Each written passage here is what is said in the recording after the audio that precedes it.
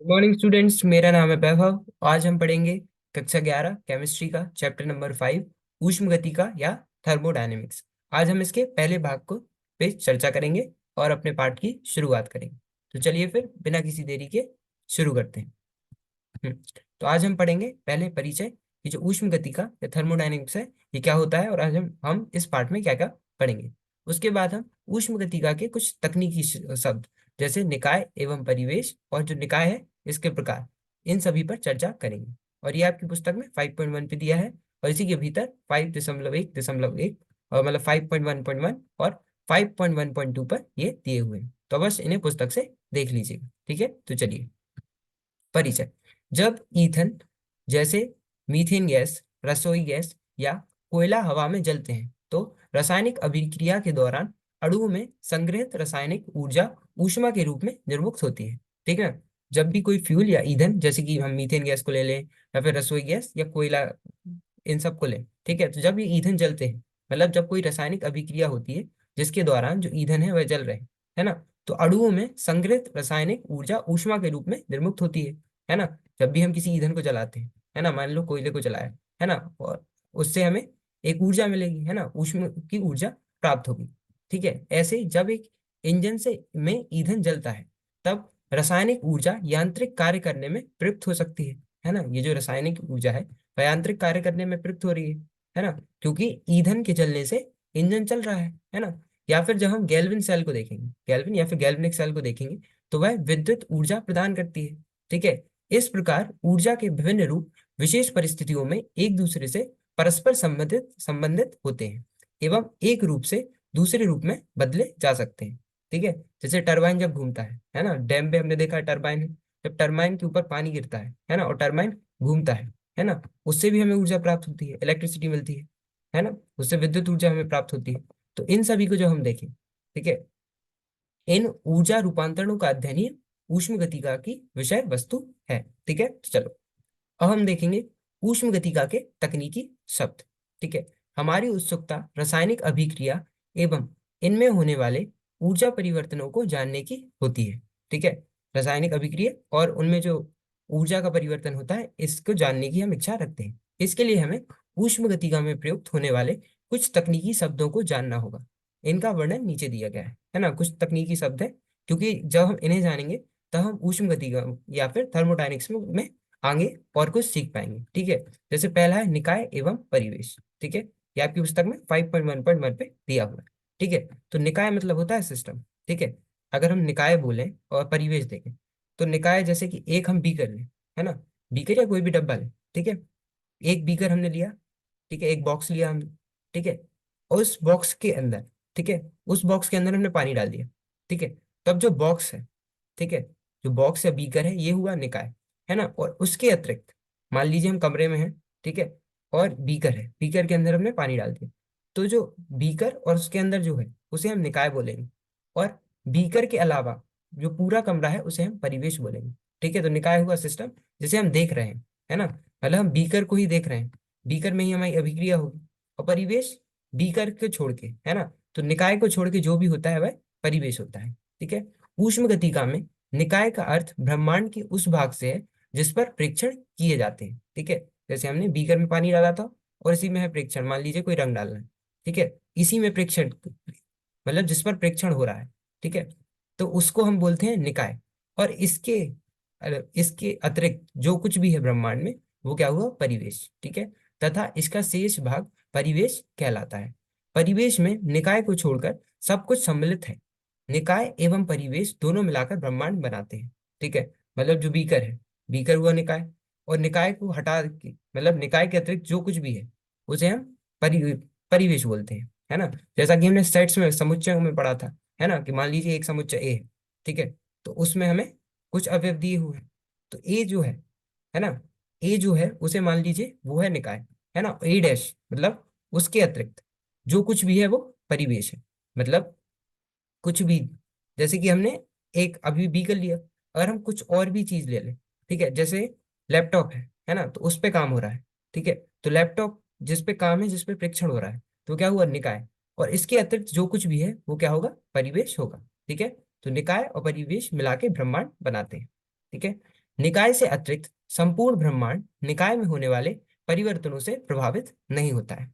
ठीक है, इसलिए प्रायोगिक कार्यों के लिए ब्रह्मांड का वही भाग जो निकाय से अतिरिक्त अंतक्रिया करता है परिवेश के रूप में लिया जाता है। सामान्यतः समष्टि का वह क्षेत्र जो निकाय के आसपास होता है परिवेश के अंतर्गत लिया जाता है। ठीक है, लेकिन सामान्यतः जो समष्टि का वह क्षेत्र जो निकाय के आसपास होता है उसे हम परिवेश के अंतर्गत लेते हैं। ठीक है, उदाहरण के लिए यदि हम एक बीकर में उपस्थित दो पदार्थों ए एवं बी की अभिक्रिया का अध्ययन कर रहे हैं तो बीकर निकाय होगा एवं कमरा जो है वह परिवेश होगा। ठीक है, जैसे इन्होंने उदाहरण लिया कि मान लीजिए एक बीकर है जिसमें हम दो पदार्थ एक ए और एक बी, इन दोनों पदार्थ की अभिक्रियाओं का अध्ययन कर रहे हैं। ठीक है, तो क्योंकि हम अध्ययन किस पे, बीकर के अंदर पदार्थों पे कर रहे हैं, तो जो बीकर और उसके अंदर है ना, तो जो पूरा बीकर है वो क्या होगा, निकाय या फिर सिस्टम होगा जिसमें अभिक्रिया मिश्रण है। ठीक है, और उसके अतिरिक्त जो कमरा है वह क्या होगा, परिवेश होगा। ठीक है, जिसके अंदर बीकर है, लेकिन बीकर के अतिरिक्त जितना है वह क्या होगा, परिवेश होगा।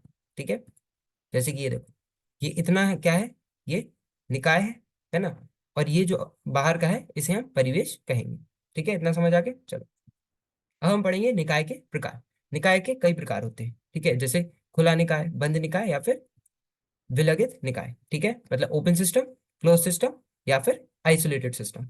ठीक है, इन तीनों में थोड़ा थोड़ा अंतर है, बस हमें वही जानना है। ठीक है, अब हम द्रव्य एवं ऊर्जा के संचरण के आधार पर निकाय को वर्गीकृत करते हैं। ठीक है, किसमें, द्रव्य एवं ऊर्जा के संचरण के आधार पर, है ना, के मतलब जैसे खुला निकाय मतलब जो निकाय है, ठीक है, उसे हमने किस आधार पर किस आधार पर हमने इन्हें बांटा है, वर्गीकृत किया है, द्रव्य एवं ऊर्जा के संचरण, मतलब इनमें ऊर्जा और द्रव्य आर पार हो सकते हैं या नहीं हो सकते, इस बेसिस पे या इसके आधार पर हमने इन्हें वर्गीकृत किया है। पहला, खुला निकाय। अगर हम खुला निकाय या ओपन सिस्टम की बात करते हैं तो एक खुले निकाय में ऊर्जा एवं द्रव्य दोनों का निकाय एवं परिवेश के मध्य विनिमय हो सकता है। ठीक है, खुले निकाय में ऊर्जा, खुले निकाय में निकाय एवं परिवेश के बीच ऊर्जा एवं द्रव्य दोनों का ही विनिमय हो सकता है। ठीक है, में ऊर्जा एवं द्रव्य दोनों का निकाय एवं परिवेश के मध्य विनिमय या फिर एक्सचेंज हो सकता है। उदाहरणार्थ अभिकारक एक खुले बीकर में लिया जाए।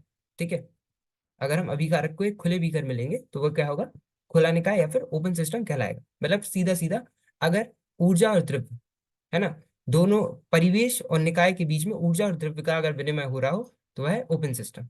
ठीक है, और क्लोज सिस्टम में या फिर बंद निकाय में निकाय एवं परिवेश के मध्य द्रव्य का विनिमय संभव नहीं है, परंतु ऊर्जा का विनिमय हो सकता है। ठीक है, खुले निकाय में दोनों का ही विनिमय हो रहा था, ऊर्जा का भी और द्रव्य का भी। बंद में किसका होगा, सिर्फ ऊर्जा का होगा, यहाँ पर द्रव्य का विनिमय या फिर एक्सचेंज नहीं हो सकता। ठीक है, बंद निकाय में निकाय एवं परिवेश के मध्य द्रव्य का विनिमय संभव नहीं है, परंतु ऊर्जा का विनिमय हो सकता है, जैसे अभिकारक बंद बीकर में लिया जाए। ठीक है, अब हम देखेंगे विलगित निकाय। ठीक है, या फिर जिसे हम आइसोलेटेड सिस्टम बोलते हैं। तो विलगित निकाय में ना द्रव्य और ना ही ऊर्जा, इन दोनों का ही विनिमय या फिर एक्सचेंज नहीं हो सकता परिवेश एवं निकाय के मध्य। ठीक है, तो देखो, खुला निकाय में हमें, मतलब हम ओपन सिस्टम या खुला निकाय की बात करेंगे तो निकाय और परिवेश के मध्य ऊर्जा और द्रव्य दोनों का ही विनिमय हो सकता था, और बंद निकाय में द्रव्य का विनिमय नहीं हो सकता परंतु ऊर्जा का हो सकता था। ठीक है, लेकिन जब हम विलगित निकाय या फिर आइसोलेटेड सिस्टम की बात करते हैं तो इसमें ना ही ऊर्जा और ना ही द्रव्य, इन दोनों का ही परिवेश और निकाय के बीच में विनिमय नहीं हो सकता। ठीक है, एक विलगित निकाय में निकाय एवं परिवेश के मध्य द्रव्य एवं ऊर्जा दोनों का ही विनिमय संभव नहीं होता है। उदाहरणार्थ अभिकारक एक थर्मस फ्लास्क में लिया जाए। ठीक है, अभिकारक हमने एक थर्मस फ्लास्क में ले लिया तो अब ना उसमें द्रव्य आर पार जाएगा और ना ही ऊर्जा आर पार जाएगी। ठीक है, तो चित्र 5.2 में विभिन्न प्रकार के निकाय दर्शाए गए हैं। ठीक है, तो अगर हम इसे देखें तो यह खुला निकाय, यह बंद निकाय। खुला निकाय कैसे, यहाँ पे द्रव्य और ऊर्जा दोनों ही आर पार हो सकते हैं, मतलब द्रव्य और ऊर्जा दोनों का ही विनिमय संभव है। ठीक है, और ये बंद निकाय देखें तो यह है निकाय और यह है परिवेश। तो निकाय और परिवेश के बीच में द्रव्य का विनिमय नहीं हो सकता परंतु ऊर्जा का हो सकता है, इसलिए यह है बंद निकाय। और अगर हम देखें तो यह है विलगित निकाय, और इसमें परिवेश और निकाय के बीच में न द्रव्य और न ऊर्जा, दोनों दोनों का ही विनिमय नहीं हो सकता। ठीक है, तो ये था चित्र 5.2, खुला, बंद एवं विलगित निकाय। ठीक है, तो आज के लिए हम इतना ही रखते हैं। आज हमने परिचय देखा कि ऊष्म गति का क्या होती है, उसके बाद हमने ऊष्म गतिका के तकनीकी शब्द, कुछ टेक्निकल वर्ड्स, जो जैसे निकाय एवं परिवेश और जो निकाय है इसके प्रकार, इन सभी पर चर्चा की। और ये आपकी पुस्तक में 5.1.1 से 5.1.2 पर दिए हुए हैं, तो एक बार वहां से देख लीजिए।